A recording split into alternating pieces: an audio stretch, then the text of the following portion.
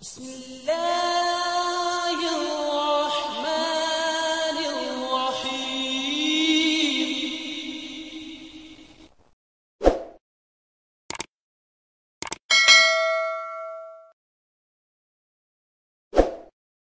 کرام کی طرف پھیرتے ہوئے محترم مولانا محمد حمید کوثر صاحب سے یہ درخواست کروں گا کہ اللہ تعالیٰ نے قرآن مجید میں فرمایا ہے کہ وَإِنَّ إِلَىٰ رَبِّكَ الْمُنْتَهَىٰ، ہر چیز اور ہر فعل اور ہر ذرہ کی انتہا بالآخر خدا تعالیٰ کی طرف جاتی ہے اور خدا تعالیٰ کی طرف پہنچتی ہے۔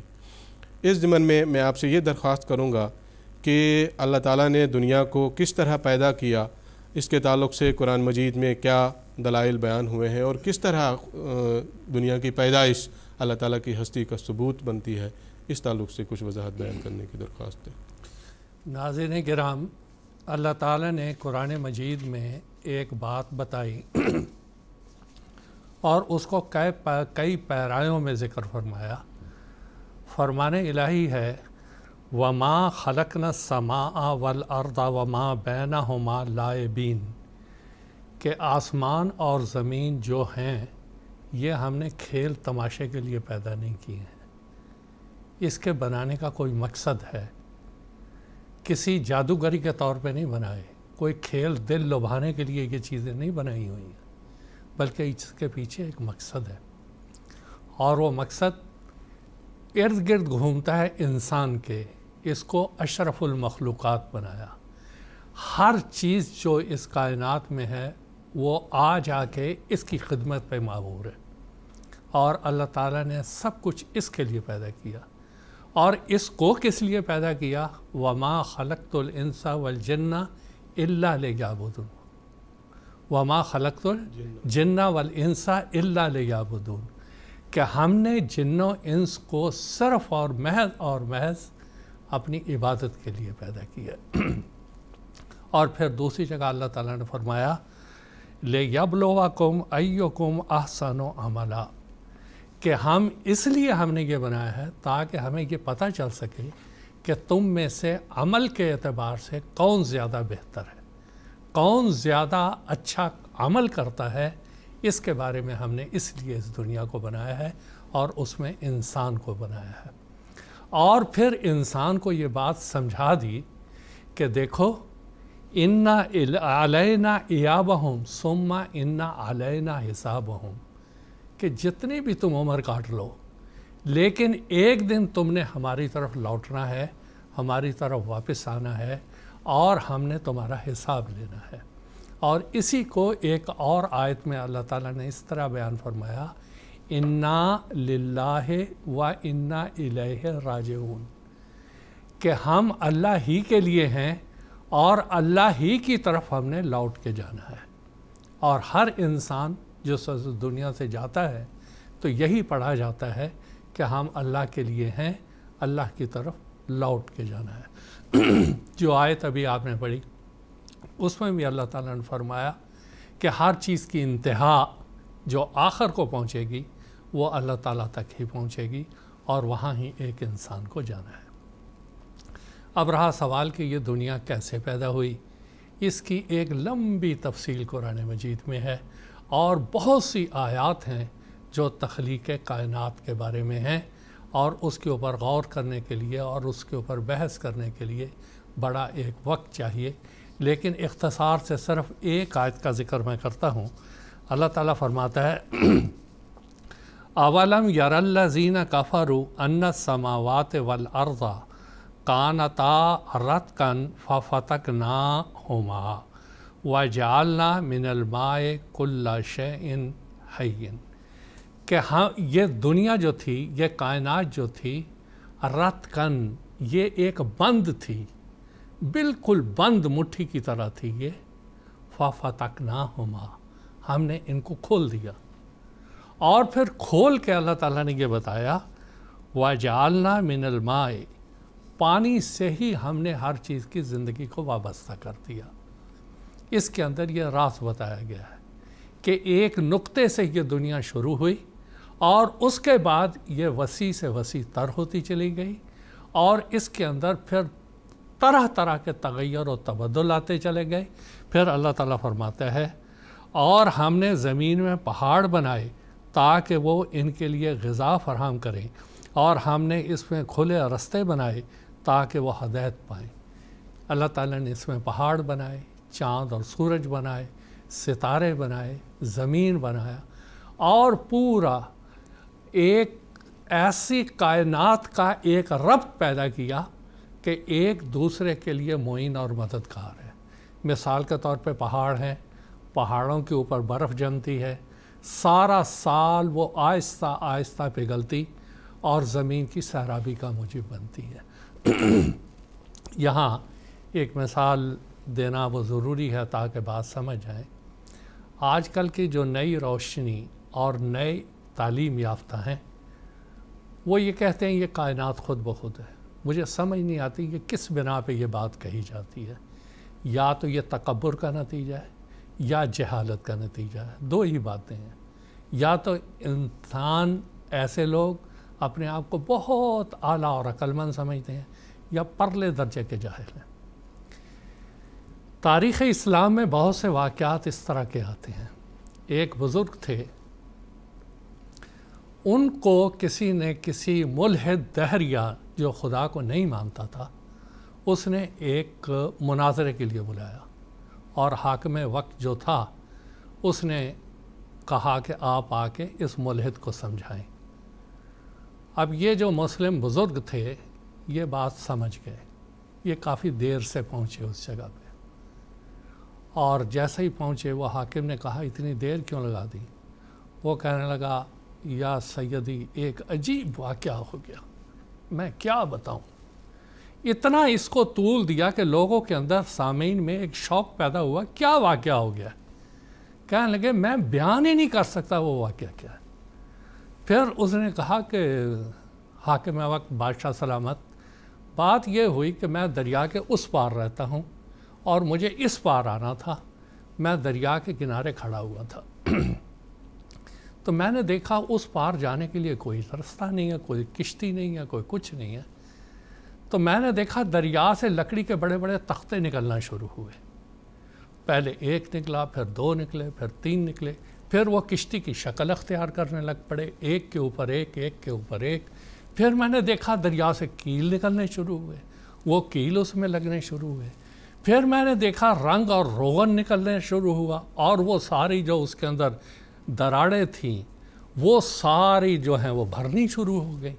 پھر میں نے دیکھا وہ کشتی بالکل میرے قریب آ گئی، پھر میں نے دیکھا وہ میں بیٹھ گیا، پھر میں نے دیکھا وہ کشتی اپنے آپ چلنے لگ پڑی اور وہ اس کنارے پہنچ گئی، اور اس کا کوئی ربان ملاح نہیں تھا، نہ خدا نہیں تھا، وہ خود بخود ہی چلتی چلی آ رہی تھی، اور یہاں میں نیچے اتر گیا۔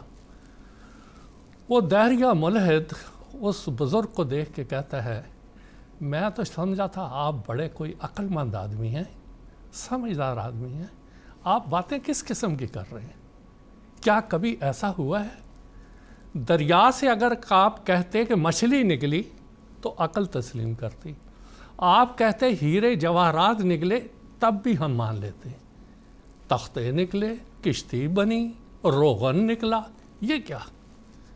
کہتے بس معاملہ حل ہو گیا، یہی میں سمجھانا چاہتا تھا۔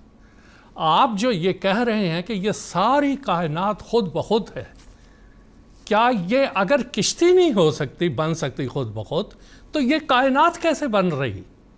اور ملاح کے بغیر جب کشتی نہیں چل سکتی تو یہ کائنات کیسے چلے گی؟ اس ایک مثال نے اس کا دماغ سیدھا کر کے رکھ دیا۔ وہ سمجھ گیا کہ جب معمولی سے معمولی چیز بغیر ایک سائیک کے، ایک چلانے والے کے چل نہیں سکتی، تو یہ کائنات کیسے خود بخود معرض وجود میں آ جائے گی؟ یقیناً اس کو چلانے والا، اس کے پیچھے چلانے والا کوئی نہ کوئی آدمی ہے۔ یہ جو آج کے نئے خیالات کے لوگ ہیں، ان کو ایک بات قرآن مجید بڑی کھول کے سمجھاتا ہے، اور وہ سمجھنے کی بات ہے۔ اللہ تعالیٰ نے فرمایا اِنَّ فِي خَلْقِ السَّمَاوَاتِ وَالْأَرْضِ وَاخْتِلَافِ اللَّيْلِ وَالنَّهَارِ لَآيَاتٍ لِأُولِي الْأَلْبَابِ الَّذِينَ يَذْكُرُونَ اللَّهَ قِيَامًا وَقُعُودًا وَعَلَى جُنُوبِهِمْ وَيَتَفَكَّرُونَ فِي خَلْقِ السَّمَاوَاتِ وَالْأَرْضِ رَبَّنَا مَا خَلَقْتَ هَذَا بَاطِلًا سُبْحَانَكَ فَقِنَا عَذَابَ النَّارِ۔ یقیناً آسمان اور زمین کی پیدائش میں اور رات اور دن کے عدلنے بدلنے میں صاحب عقل لوگوں کے لیے نشانیاں ہیں۔ وہ لوگ جو اللہ کو یاد کرتے ہیں، کھڑے ہوئے، بیٹھے ہوئے اور اپنے پہلوؤں کے بل بھی، اور آسمانوں اور زمین کی پیدائش میں غور و فکر کرتے ہیں، بے ساختہ کہتے ہیں، اے ہمارے رب، تو نے ہرگز یہ بے مقصد پیدا نہیں کیا، پاک ہے تو، بس ہمیں آگ کے عذاب سے بچا۔ اب اس میں اولی الالباب کا ذکر ہے، جو اللہ تعالیٰ کی عبادت کرتے ہیں، اور اللہ تعالیٰ کے اس کائنات سے وہ لوگ سمجھتے ہیں کہ واقعی اس کو چلانے والا، اس کو پیدا کرنے والا یہ ایک اللہ تعالیٰ کی ذات ہے، جو کہ ہمیں اللہ تعالیٰ اپنی طرف رہنمائی کرتا ہے، اور ایک منٹ بھی وہ ہم سے اپنا ہاتھ کہیں لے تو یہ کائنات تباہ و برباد ہو کے رہ جائے گی۔ اور حضرت مسیح موعود علیہ السلام اپنے بعض اشعار میں اس کا ذکر فرماتے ہیں۔ آپ فرماتے ہیں، کس قدر ظاہر ہے نور اس مبدأ الانوار کا، بن رہا ہے سارا عالم آئینہ ابصار کا، کہ او دیکھنے والے دیکھو، یہ جو پوری دنیا ہے یہ نظروں کا ایک آئینہ ہے، اس میں تم دیکھ سکتے ہو کہ اللہ تعالیٰ کا وجود کیا ہے، اللہ تعالیٰ کہاں ہے۔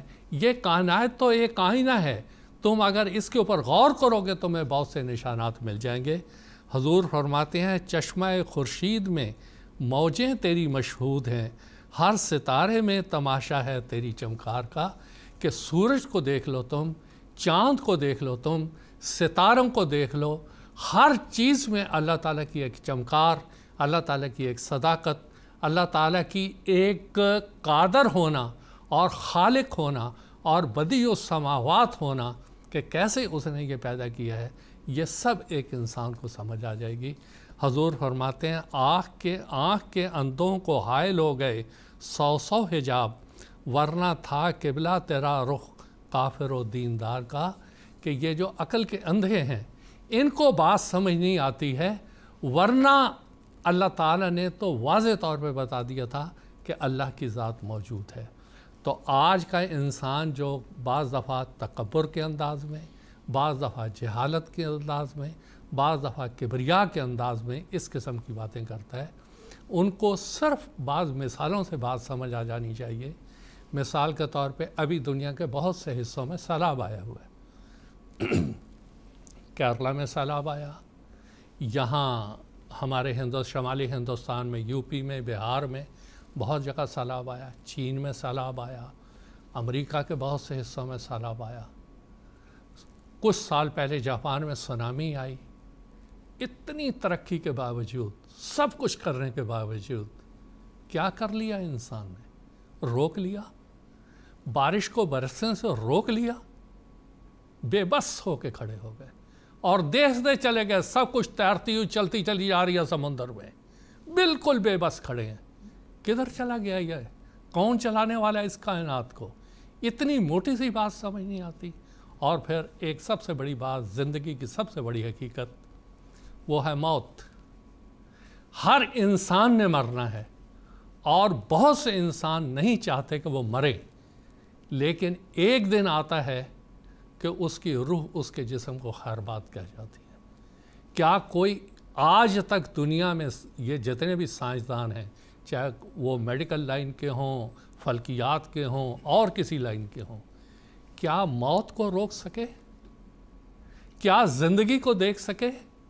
اللہ تعالیٰ کہتا ہے یہ سب ہم نے آزمائشیں رکھی ہوئی ہیں اور تم کو سمجھانے کے لیے رکھی ہوئی ہیں، اور مقصد وہی ہے کہ اللہ تعالیٰ کا حقیقی عبد بننا، اللہ تعالیٰ کی عبادت کرنا، اور ایک دن مر کے اللہ تعالیٰ کے سامنے پیش ہونا ہے۔ اس دن ایک انسان کو ان ساری باتوں کا حساب دینا ہے۔ لیکن دنیا میں اس وقت بہت سے سائنسدان ایسے بھی ہیں، مثال کے طور پہ ڈاکٹر عبدالسلام صاحب مرحوم و مغفور تھے، دنیا کے سامنے انہوں نے اللہ تعالیٰ کا وجود ثابت کیا، اپنے انکشافات کے ذریعہ سے انہوں نے ثابت کیا۔ ہمارے قادیان میں حضرت ڈاکٹر حافظ صالح محمد اللہ دین صاحب تھے، فلکیات کے میدان میں انہوں نے بہت سے مقالے لکھے اور بہت سے لیکچر دیے، پیپر پڑھے، اور ثابت کیا کہ یہ ساری کائنات کے پیچھے ایک خالق ہے، ایک اللہ تعالیٰ ہے جو یہ چلا رہا ہے اور وہی عبادت کا مستحق ہے۔ یہ دنیا میں عذاب، یہ تباہیاں، یہ بیماریاں، یہ لاچاریاں اس وجہ سے آتی ہیں کہ یہ لوگ تاکہ اللہ تعالیٰ کی عبادت کی طرف متوجہ ہوں، اور اللہ تعالیٰ ہی ہے جو بارش کو بھی روکتا ہے، زلزلوں کو بھی روکتا ہے، بیماریوں کو بھی روکتا ہے، اور اگر یہ اس کو ناراض کریں گے تو ابھی تو یہ معمولی جھٹکے ہیں، اگر اس سے بڑا کوئی جھٹکا آیا تو خدا جانے یہ لوگ کیا کریں گے۔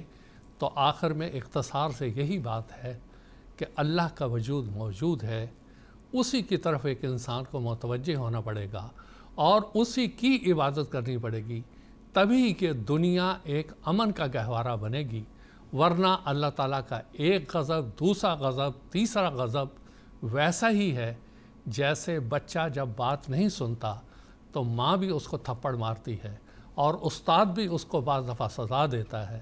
باوجود اتنی شفقت کے اللہ تعالیٰ رحیم ہے، کریم ہے، لیکن جب اسی کے بندے پیدا کیے ہوئے اس کی بات نہیں مانتے اور اسی کے بارے میں تنازع اور اختلاف کھڑا کر دیتے ہیں، پھر وہ بھی سزا دیتا ہے، اور جو سزا کے بعد سمجھ جاتا ہے اس کے لیے کامیابی ہے، لیکن جو نہیں سمجھتا وہ اس سے زیادہ عذاب پاتا ہے۔ یہ ہے اختصار سے اس سوال کا جواب۔